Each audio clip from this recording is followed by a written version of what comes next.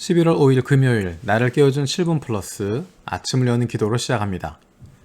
살아계신 하나님 아버지, 오늘 이 아침에도 우리가 눈을 뜨고 새로운 하루를 시작했습니다. 이 아침에 어느 곳에서든지 아버지 하나님 앞에 나온 우리들을 돌아보시고 주님의 말씀을 주시옵소서. 오늘도 우리를 향하신 하나님의 음성을 듣게 하시고 그 말씀 앞에 결단하고 순종하며 살아가길 원합니다. 코로나의 우려가 아직도 많이 남아있는 가운데 공부하고 있는 하나님의 자녀들을 붙들어 주옵소서. 작년부터 이어지는 어려운 환경 속에서 공부해야 하는 아이들을 불쌍히 여겨주시고 힘들고 어려운 상황 속에서도 집중할 수 있는 능력을 더하여 주옵소서. 어려운 상황 속에서 공부 잘하는 학생들과 그렇지 않은 학생들의 차이가 점점 커지고 있습니다. 하나님의 자녀들에게 지혜를 주시고 공부해야 할 이유를 깨닫게 하시고 그 무엇보다도 공부하는 것을 통하여서 하나님이 원하시는 일들을 만들어갈 수 있는, 하나님이 원하시는 삶을 살아갈 수 있는 주님의 자녀들 되게 하여 주시옵소서. 코로나로 어려움 겪고 있는 이들이 있습니다. 아직도 육체적, 정신적, 경제적 그리고 영적인 어려움 속에 놓여있는 이들이 있습니다. 이들을 위로하여 주시고 새 힘을 얻게 하여 주옵소서. 한국에서 다음 대통령을 세우는 정치적인 일정이 있습니다. 이 과정 가운데 한일 관계가 나빠지지 않게 하시고 오히려 서로를 좋은 동반자로 함께 세워갈 수 있도록 인도하여 주옵소서. 일본의 기시다 후미오 수상과 일본 정부 관료들이, 지도자들이 국민들을 사랑하고 섬기는 종이 되게 하시고 한국과 일본이 경쟁자가 아니라 서로 협력하는 좋은 동반자, 좋은 친구 나라가 되게 하여 주옵소서. 에히메 기독교회 카와카미 카즈노리 미도리 선교사를 기억하며 기도합니다. 내적 치유를 통한 영적 치유와 회복이 이루어지게 하여 주옵소서. 캠퍼스의 영혼이 영적 은혜를 체험하고 교회와 하나 되는 은혜가 있게 하여 주시고 성전 중보 기도를 통해 하나님의 영광이 생활 속에 실체로 나타나게 하여 주옵소서. 교직자 성도들이 교회와 한 몸이 되고 한 마음으로 걸어가게 하시고 모든 집회 가운데 성령의 임재가 가득하게 하여 주시며 코로나 바이러스로부터 건강히 지켜지게 하여 주옵소서. 우리 교회 중국부 곽태영 목사 이현 전도사 가정을 위해서 기도합니다. 이번 주에도 매일 말씀과 기도로 은혜 받게 하여 주시고 코로나 가운데 가족과 친척, 성도들의 건강과 평안을 붙들어 주시옵소서. 우리 교회 행정지원 사역을 위해서 기도합니다. 교회 전체가 잘 유지되고 움직일 수 있도록 돕고 지원하는 여러 가지 사역들이 있습니다. 눈에 보이지 않지만 교회가 잘 유지되고 운영될 수 있도록 섬기는 가운데 있습니다. 하나님, 이들의 섬김 가운데 복 내려주시고 그 섬기는 섬김들을 통하여서 주님의 교회가 더욱 든든히 세워질 수 있게 하여 주옵소서. 오늘 금요일 저녁에 있을 한국부, 중국부의 금요 기도회를 위해서 기도합니다. 오프라인과 온라인으로 모이게 되지만 영이 하나로 연결되게 하시고 우리가 있는 바로 그 처소가 기도의 장소, 하나님을 만나는 거룩한 곳이 되게 하여 주옵소서. 함께 모여 기도하는 가운데 말씀의 은혜를 나누는 가운데 성령으로 말미암아 하나됨을 경험할 수 있는 영적인 뜨거움을 공유할 수 있는 시간 되게 하여 주옵소서. 육신의 연약함을 가지고 있는 지체들을 위해서 기도드립니다. 우리의 부모님이, 형제자매가, 자녀들이 아픔 가운데 신음하고 있고 병중에 있는 이들을 위하여 간절히 기도하는 지체들이 있습니다. 그 회복을 위하여 기도하는 기도를 들어주시고 응답하여 주시길 원합니다. 함께 기도하는 가족들을 위로하여 주시고 이러한 육신의 연약함으로 인하여 가족이 하나가 되고 하나님께로 가까이 나아갈 수 있는 기회가 되게 하여 주옵소서.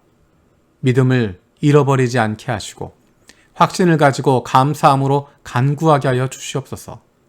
못된 암세포들 예수 그리스도의 이름으로 사라지게 하여 주시고 치료의 광선으로 저들의 아픈 부위를 비추어 주시기를 원합니다. 예수 그리스도의 치료의 손길로 안수하여 주시고 새로운 세포들이 소생하게 하여 주시옵소서.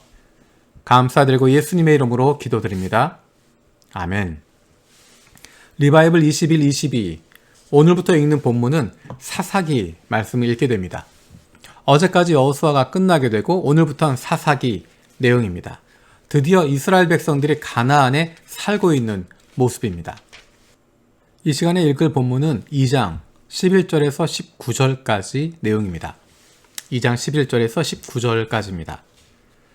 이스라엘 자손이 바알 신들을 섬기어 주님께서 보시기에 악한 행동을 일삼았으며 이집트 땅에서 그들을 이끌어내신 주 조상의 하나님을 버리고 주위의 백성들을 섬기는 다른 신들을 따르며 경배하여 주님을 진노하시게 하였다. 그들은 이렇게 주님을 저버리고 바알과 아스타롯을 섬겼다. 그러므로 주님께서 이스라엘 백성에게 크게 분노하셔서 그들을 약탈자의 손에 넘겨주셨으므로 약탈자들이 그들을 약탈하였다. 또 주님께서는 그들을 주위의 원수들에게 팔아넘기셨으므로 그들이 다시는 원수들을 당해낼 수 없었다. 그들이 싸우러 나갈 때마다 주님께서 그들에게 말씀하시고 맹세하신 대로 주께서 손으로 그들을 쳐서 재앙을 내리셨으므로 그들은 무척 괴로웠다. 그 뒤에 주님께서는 사사들을 일으키셔서 그들을 약탈자의 손에서 구하여 주셨다. 그러나 그들은 사사들의 말도 듣지 않고 오히려 음란하게 다른 신들을 섬기며 경배하였다. 그들은 자기 조상이 주님의 명령에 순종하며 걸어온 길에서 빠르게 떠나갔다. 그들은 조상처럼 살지 않았다. 그러나 주님께서는 그들을 돌보시려고 사사를 세우실 때마다 그 사사와 함께 계셔서 그 사사가 살아있는 동안에는 그들을 원수들의 손에서 구하여 주셨다. 주님께서 원수들에게 억눌려 괴로움을 당하는 그들의 신음소리를 들으시고 그들을 불쌍히 여기셨기 때문이다. 그러나 사사가 죽으면 백성은 다시 돌아서서 그들의 조상보다 더 타락하여 다른 신들을 따르고 섬기며 그들에게 경배하였다. 그들은 악한 행위와 완악한 행실을 버리지 않았다. 아멘. 지금 읽었던 이 내용은 2장 11절에서 19절까지의 내용은 사사기 전체의 흐름을 보여주고 있습니다. 사사기 전체의 내용이 어떤 식으로 진행될지 전체 흐름과 주제를 그대로 보여주고 있는 것입니다. 1장에서 나와 있는 반복적인 표현은 무엇이냐면 가나안 사람들을 남겨두었다.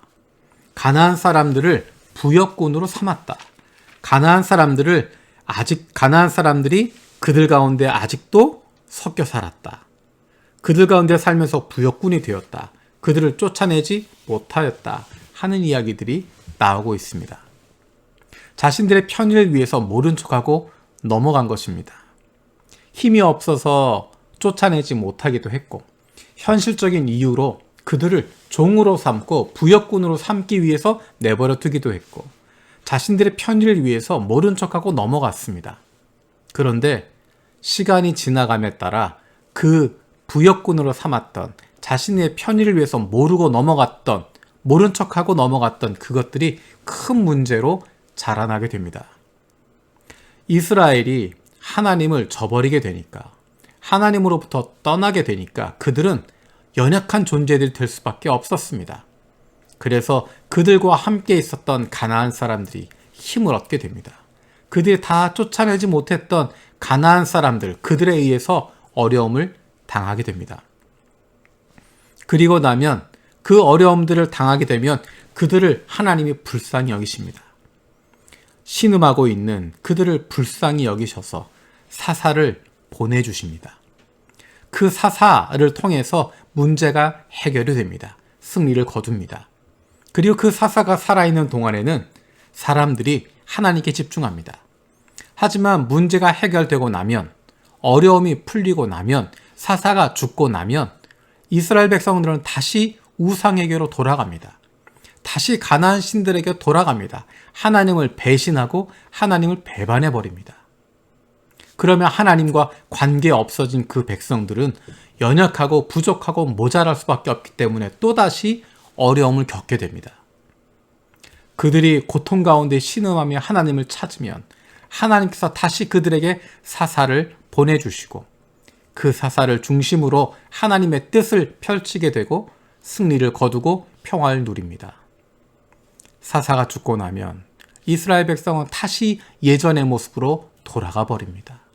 이것이 반복되고 있는 것이 사사기의 모습입니다. 사사기 처음에 등장하는 사사 온니엘의 이야기에서도, 그 다음 나오는 사사 에웃의 이야기에서도 이 패턴은 그대로 반복되는 것입니다. 이스라엘 백성들이 우상 숭배하고 하나님을 저버리게 되고, 그로 말미암아 그들이 어려움을 당하게 되고, 하나님께 간구하고 하나님이 사사를 세우시고, 그 사사를 통해 문제를 해결되고, 사사가 살아있는 동안은 하나님께 집중하지만 사사가 죽고 나면 다시 예전의 모습으로 돌아가 버립니다. 배신하고 배반해 버립니다.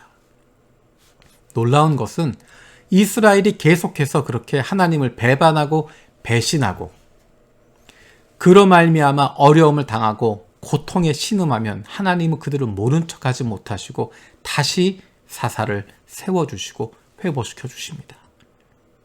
우리는 누군가 한두 번 배반하고 나면, 두세 번 배신하고 나면 정을 떼버리지만 하나님은 계속해서 그의 백성들을 모른 척하지 못하십니다.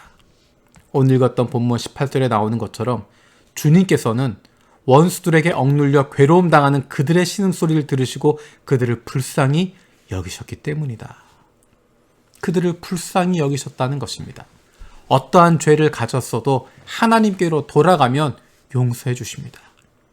어떠한 잘못을 저질렀어도, 어떠한 문제가 있었어도 하나님께 돌아가면 내가 죄인입니다, 용서해 주십시오, 살려주십시오 라고 하면 하나님께서는 용서해 주시고 살려주십니다. 더 늦게 가면 늦게 갈수록 고생하는 것입니다. 깨달으면 바로 하나님께로 돌아가는 것입니다. 내 죄를 깨달으면, 우리가 잘못된 길에 가고 있었음을 깨닫게 되면 하나님께로 돌아가는 것입니다. 예수님께서 말씀하셨습니다.